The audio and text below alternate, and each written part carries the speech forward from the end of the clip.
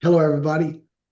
I just wanted to give everybody just a technical overview of this really very unique structure that we have in Alaska in the Cook Inlet.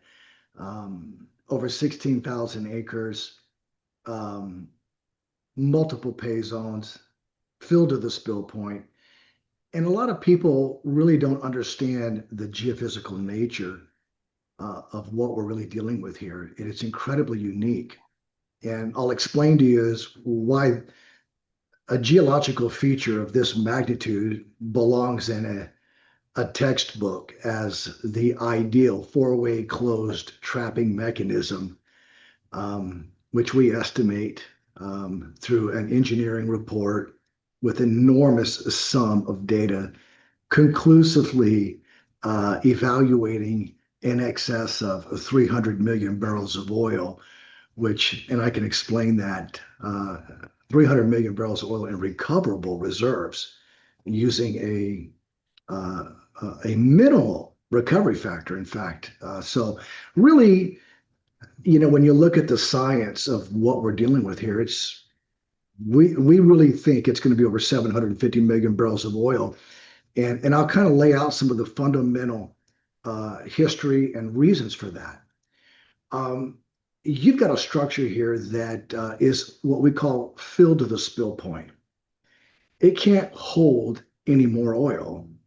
And to kind of put that into perspective for somebody that doesn't understand what I'm saying, when you have a trapping mechanism, it's much like a salad bowl that you have underwater, and the bubbles are oil and they're trapping into this salad bowl. And once it's filled with air, it can't hold anymore. So the bubbles escape the bottom and they travel off and catch at the next trapping mechanism, which is exactly what's happened here. There were originally over 17 wells that delineated this 21-mile structure, 5 miles wide, to determine how prolific it may be. And it's absolutely uh, just astounding, quite frankly. Give you some examples. When you look at the surrounding fields in the Cook Inlet, which are identical in geological nature, basically same depth, same geology, they're just different apples, if you will, off the same tree. And they've all produced about the same amount of oil thus far based on the size of the structure. And that's a really interesting concept here because they're all still producing, by the way. If you look at Granite Point, for an example, which is the closest next trapping mechanism to us, it's done, in excess of, 180 million barrels of oil. I believe that's about right to date. It's still producing, and it's about 15% of the size of our structure and where our oil is contained in the 16,000 contiguous acres, which is in the heart of the kitchen light unit. Then you go down and you look at North Trading Bay, which is about 10% of the size of our block of acreage where our oil has been evaluated, and it's done 100 million barrels of oil to date. These fields have been producing for 50 years and they're still going. Look at Trading Bay, 800 plus million barrels of oil to date. Uh, and it's about 85% the size of our trapping mechanism and our structure of where our oil is located. And it's still producing as well. I mean, you have Middle Ground Shoal, you have Redoubt Shoal, you have Swanson River, millions, hundreds of millions of barrels of oil. And when you really understand the characteristics and the geological features that we're dealing with, our block of acreage is really the bullseye. It's the mother lode by comparison. It is the sweet spot.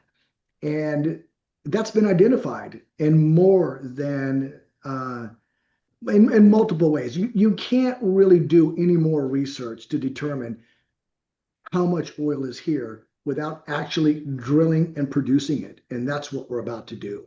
I say we are, we're the royalty owners. That's what the operator is about to do. Um, you have to understand that this is a structure that has multiple reservoirs that we have determined by a number of wells that have drilled into it. You've got one formation that is stacked on top of another formation, and they're overlapping all these multiple sands, hundreds of feet thick. Um, and when you understand what this means, we're talking about typically wells of this magnitude producing in excess of several thousand barrels of oil per day consistently.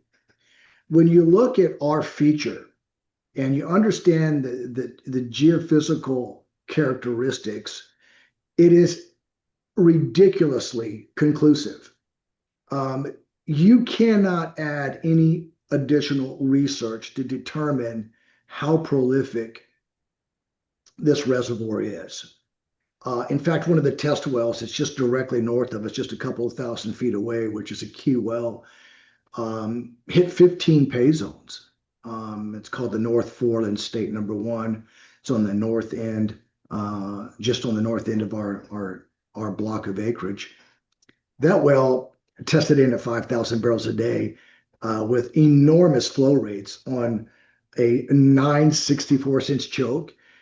You have to realize that a 9/64 of an inch opening, imagine the pressure coming from the ground up. I mean, it's just absolutely massive. The pressure rates to produce 5,000 barrels a day through a 9/64 of an inch choke is massive. We're talking just free flowing, high pressure, no stimulation of any kind. We're talking maximum porosity, maximum permeability, extremely high recovery factors. We're talking about geological characteristics that you just don't see anywhere else, like in the lower 48. You're just not going to see that. Alaska is a different animal, and it is proven to be much bigger than anybody ever expected in every aspect.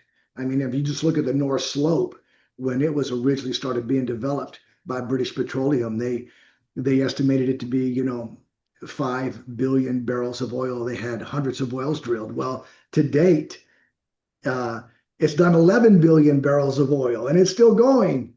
So my point is that, engineering is great. And what I actually love about engineering is it's very conservative, actually, which by nature, engineers are very conservative. They'd rather estimate a figure and then, of course, have us or anyone else exceed that. So when I say we're talking about 300 million barrels of oil, I think in our case, based on that is 300 million barrels of oil directly associated with the acreage that is meaningful to our overriding royalties. So there's a direct connection to that. We're not talking about anything else outside of that. When I say 300 million barrels of oil, that is directly associated with our overriding royalties. And, you begin to understand this. There's several things that have come into play that through the preparation for this development that is incredibly exciting. A couple of things. One, about 4 years ago, 5 years ago, sometime back, several years back, there was a well drilled in the North Block where our royalties are that was started to be drilled by Fury late in the season. The well came in, was started flowing oil. It was barely drilled down to 10,000 foot, and the well's flowing oil, as the article reads that is published, which is out there for anybody to review. But at any rate, this well was generating and flowing at such a high rate, and it being drilled late in the season that the state stepped in and said, "Hey, stop drilling. You've got the North Block. It's yours. We don't want any problems out here. Just put a temporary plug in it and come back and finish it on a later date." Well, all the primary zones are between 11 and 15,000 feet. So this is just the shallow stuff. And, the wells flowing in and they successfully put a temporary plug in it. The operator did. And then, of course, they came back um, a year later and had Sierra Pines do an engineering report to roughly estimate how much oil may have been found in that well in those upper zones, which are not even the primary targets. These are all secondary targets. And that engineering report came back at 60 million barrels of oil. And, when you look at where that well's drilled geologically, compared to where the new pilot well, which is the KLU9, is going to be drilled dead center in our acreage in the North Block, we're in a much better position. And that well estimated over 60 million barrels of oil. And that's just in the upper formations. I mean, they didn't even get to the main targets. So that's pretty exciting when you begin to look at that. There's more, a lot more. I mean, we can continue to go deeper into this. And one of the uh, scientific uh, discoveries in this that nobody really planned on was years ago, after all the test wells were drilled, um, everything, the reservoir itself was completely um, delineated. In other words, the perimeters of the reservoir were outlined with physical data. You just can't beat physical data. Drilling into a formation and testing it at different intervals and understanding the correlation between each well gives you the clearest picture of what you're dealing with than any other science. So you would have to ask yourself, why would the operator come back and shoot 3D seismic over an area where they've already determined this? Well, it's very clear. 3D seismic helps the operator directional drill more efficiently and to keep the drill bit in the most prolific sections throughout the drilling process, which further enhance the daily output and the reserve recovery. None of that was even included in the engineering report because the engineering report was just done on a traditional development. Once more, something happened when they shot 3D seismic that nobody even expected. And this is so exciting, is when they processed the data, made all the interpretations, the Jurassic Formation, which is the source rock at 21,000 foot, appeared to be prolific. There was a hydrocarbon anomaly that was unmistakably prolific. And you have to understand the Jurassic Formation at this depth, the Jurassic is known for extremely massive reserves at high outputs. I mean, the preliminary estimates would be that the Jurassic would be into the billions upon billions of barrels of oil.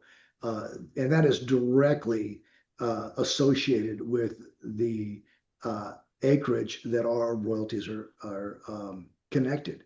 So that's exciting. But aside from all of that, we estimate as it stands now that it's around 700 to 750 million barrels of oil. That's what we estimate, which I think is realistic. You have to understand why the engineers came back and said, hey, it's 300 million barrels of oil, which we felt it was conservative. But I understand the technical aspects of their evaluation because what they're really doing is simply evaluating and making an assessment of reserves that were in the formations that were physically tested, which is only 1/3 of the zones. And basically, there's a lot more that's there that is evidently indisputably prolific that hasn't even been assessed as far as reserves are. So any way you slice this, when you look at the cash flow analysis that the engineers put together for us, which really is not a cash flow projection, it's a cash flow analysis. And then there's a big difference. an analysis says, based on the oil that was hit and tested in those formations under a traditional development, here's what your production would look like. And of course, using a particular price to carry it out over 35 years. And they just cut the cash flows off at 35 years, even though we know it will go on for a much longer period than that, just like the other fields in this area have. But at any rate, you have to understand that the cash flows are ultra conservative when you take a look at the cash flow analysis. So it's a determination on a very conservative basis of what we might expect in the way of a traditional production from this particular development. And we're very close to that, by the way. We expect that the pilot well, which is permitted and ready to be drilled, will in fact spud sometime next summer. And that's a very important piece of this development. Once that occurs, then of course there is a tremendous transition in the value of the reserves. They get reclassified into what we call a proven status. They become a bankable asset. They skyrocket in value. That kind of is the developmental threshold where this property ignites in value and becomes a bankable asset. And that's just the beginning. Once that happens, the development's underway, multiple wells will be drilled. We estimate that over the entire development, it should be some 40 wells on the acreage directly associated with our overriding royalties, which, by the way, for those of you that don't really know what that is, overriding royalties are very special because there's no liability or there's no cost exposure. We're not exposed to any of the risk environmentally in any way, shape, or form. The operator drills the wells, put them online, and when that happens, we get paid, just like the state of Alaska. Our royalties are basically identical to that of the state of Alaska. So it's an absolutely incredible opportunity that you as an investor, all of us, quite frankly, are seeing this window of opportunity that we can jump through to get on board before this thing takes off. And, that's rare. To get an overriding royalties in a structure of this size that has already been clearly determined prolific in multiple pay zones, in the hundreds of millions of barrels of oil. There's not another ounce, by the way, of geophysical characteristics or research that you can do to further quantify what we're expected to receive from a reserve amount here, other than actually producing it. And that's the next step. That's underway. So it's really exciting. And I think that when you begin to understand what we're really dealing with, it's something that is incredibly unique in one of the most prolific states, oil-bearing, gas-bearing states in the United States. Alaska is supreme in the quality of oil and gas and quantities as well. So, this is a very rare opportunity for any investor to get involved into something with this level of certainty just before the development takes off and generate themselves a cash flow that, well, would sustain itself for decades on end. And furthermore, there's an enormous financial flexibility in this type of development. There's a lot of clients that I have that are like, well, Shawn, I'm 70 years old. I'm 65. I mean, I'm not going to be around for 50 years. Well, with the level of financial flexibility that would be affordable or accessible to my clients would be, you can bring it forward. So if you've got production and you've got income that income holds value. And there's a method that we use in this industry to determine how much value that cash flow has. So you can take cash flow over many future years and bring it forward to receive that cash flow today. And some investors will do that. Some will leave it to their inheritors. It just depends on what you as an investor really want to do. But you're poised with an opportunity that, quite frankly, you're unlikely to ever see again in your life. I've been in this business now going 33 years, and I've never seen anything like it before. This is a massive development that is really 20 years in the making, and we're on the 1 yard line right now, and it's about to take off. And it's just absolutely incredibly exciting when you look at the size of it and the certainty of it and the potential. And the upside is really incalculable at this point. It's super exciting when you really can't see the ceiling. But then again, at a bare minimum where this is. And even in that case, the returns would be, by anybody's measurement, astronomical. So it's super exciting. It's very conclusive. It's underway. And this is the last opportunity for our partners to get involved in Klondike Royalties. We have already funded $63 million in this endeavor. This is the last $8 million leg, and we're approaching the finish line now. So it's exciting. So I would say if this interests you, it's time to get on board. You better do it quickly before it's over.